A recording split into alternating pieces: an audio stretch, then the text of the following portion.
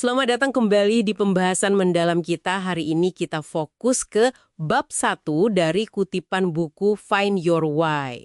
Judulnya mulai dengan mengapa, sebuah pengantar. Nah, sumber kita ini kan dari Simon Sinek dan teman-temannya. Kita mau coba gali nih, apa sih inti konsep mengapa atau why ini? Kenapa kok fundamental banget menurut bab ini ya? Karena kan gini, kebanyakan kita tahu apa kerjaan kita. Beberapa mungkin tahu bagaimana caranya. Tapi sedikit banget yang bisa jelasin mengapa kita melakukan itu. Oke, kita bedah yuk. Langsung aja ya. Bab ini ngenalin model lingkaran emas atau golden circle. Mungkin bisa dijelasin sedikit 3 lapisannya ini? Oke, bisa. Jadi, bayangin aja ada 3 lingkaran gitu ya, satu di dalam yang lain. Yang paling luar itu apa? Apa ya, oke? Iya, apa ini produknya, layanannya, ya kerjaan kita sehari-hari lah. Terus lingkaran tengah itu bagaimana? Bagaimana? Nah, bagaimana ini? Cara unik kita kerja, nilai-nilai kita, yang bikin kita beda gitu. Dan di paling tengah, intinya, itu mengapa? Mengapa? Ini yang jadi judulnya ya? Betul. Ini tujuan kita, keyakinan kita, alasan kita ada. Dan penting nih, ini bukan soal cari uang. Uang itu kan hasil ya. Tapi mengapa ini motivasi yang lebih dalam lagi. Inti lingkarannya. Oke. Apa, bagaimana, mengapa? Kedengarannya simple sih. Tapi apa ya yang bikin model ini jadi kuat banget gitu menurut Sinek? Ada dasar ilmiahnya kah? Nah, itu dia yang menarik. Jadi, model ini tuh nyambung banget secara biologis sama cara kerja otak kita. Oh ya? Gimana tuh? Jadi lapisan apa yang luar tadi, itu koneksinya ke neokorteks. Bagian otak kita yang rasional, analitis, yang ngurusin bahasa, fakta, angka gitu. Oke, neokortex untuk apa? Terus? Nah, lapisan yang tengah dan inti, mengapa dan bagaimana, itu nyambungnya ke sistem limbik. Sistem limbik.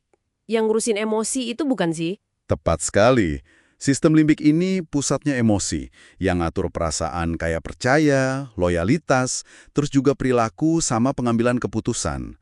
Nah, tapi ini kuncinya nih. Sistem limbik ini nggak punya kapasitas bahasa. Oke. Pantesan ya, kadang kita susah gitu ngejelasin kenapa kita ngerasa klik sama sesuatu. Atau kenapa kita ambil keputusan berdasarkan firasat. Nggak bisa diungkapin kata-kata ya? Betul banget. Rasionalnya mungkin nggak dapat, tapi emosinya kuat. Lalu gimana nih hubungannya sama cara kita komunikasi? Biar lebih efektif gitu. Nah, ini dia intinya. Kan mengapa nyambung ke pusat emosi dan keputusan, ya kan si limbik tadi. Jadi komunikasi yang mulainya dari mengapa. Dari dalam keluar gitu ya? Why, how, what. Iya bener. Itu bakal jauh lebih ngena, lebih berpengaruh. Karena kita kayak ngomong langsung ke bagian otak yang ngedorong tindakan, yang bangun loyalitas itu, nggak cuma ke bagian logikanya aja. Padahal kan kebanyakan komunikasi malah kebalik ya, dari luar ke dalam. Apa dulu, baru bagaimana, mengapanya belakangan, atau malah nggak kesebut. Contohnya gimana tuh? Yang komunikasi kebalik tadi. Di buku ada contoh perusahaan kertas. Kalau pakai pendekatan biasa, kan gini. Kami jual kertas nih, kualitasnya bagus, harganya murah. Mau beli nggak? Iya sih. Sangat to the point, tapi ya gitu aja. Iya kan, rasional banget. Tapi nggak bikin ada ikatan apa-apa. Kalau ada yang lebih murah ya pindah aja customernya.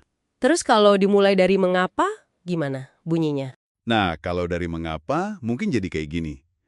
Apa gunanya sih punya ide hebat kalau nggak bisa disebarin? Kami percaya banget sama kekuatan nyebarin ide. Salah satu caranya kan lewat tulisan ya. Makanya kami bikin kertas berkualitas buat ide-ide besar Anda. Mau beli? Wah, beda ya rasanya. Lebih Lebih nyentuh emosi kan? membangun koneksi gitu karena ada keyakinan yang sama. Jelas banget sih bedanya. Dan ini nggak cuma buat jualan produk aja kan ya.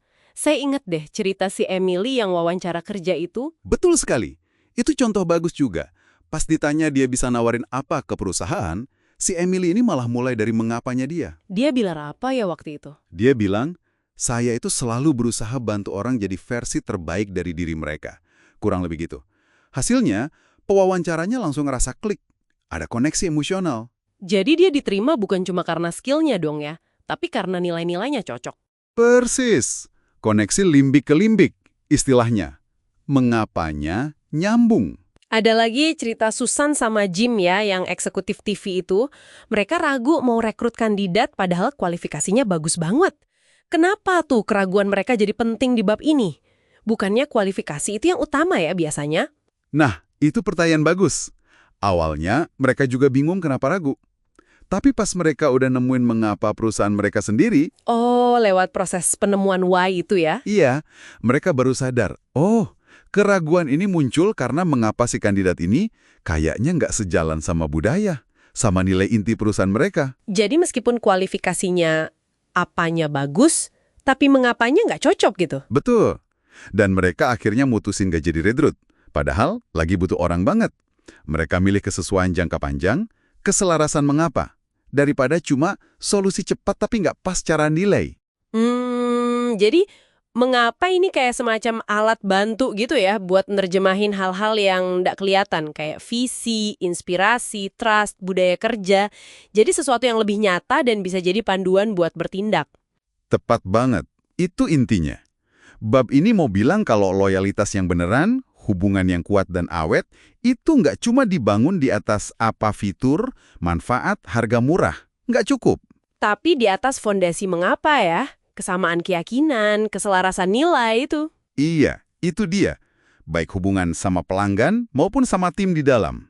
Oke, jadi kalau kita tarik nih, apa artinya semua ini buat Anda yang lagi dengerin? Memulai dengan mengapa, kayak yang dijelasin di bab pengantar ini? Itu bukan cuma sekedar strategi atau taktik marketing aja ya. Bukan, tapi ini tuh ada akarnya di cara kerja otak kita secara biologis. Cara kita ngambil keputusan dan cara kita ngebangun hubungan yang bermakna gitu. Nah, ini jadi pertanyaan penting nih buat direnungkan sama Anda semua. Udah dapat pemahaman soal lingkaran nama sini, terus hubungannya sama sistem limbik tadi. Iya. Gimana ya caranya Anda bisa mulai ngeliat, atau mungkin malah coba artikulasikan mengapa di balik tindakan Anda sehari-hari. Atau mungkin dalam konteks yang lebih gede, di tim kerja, di organisasi Anda. Sesuatu buat dipikirin lebih lanjut ya, menarik banget.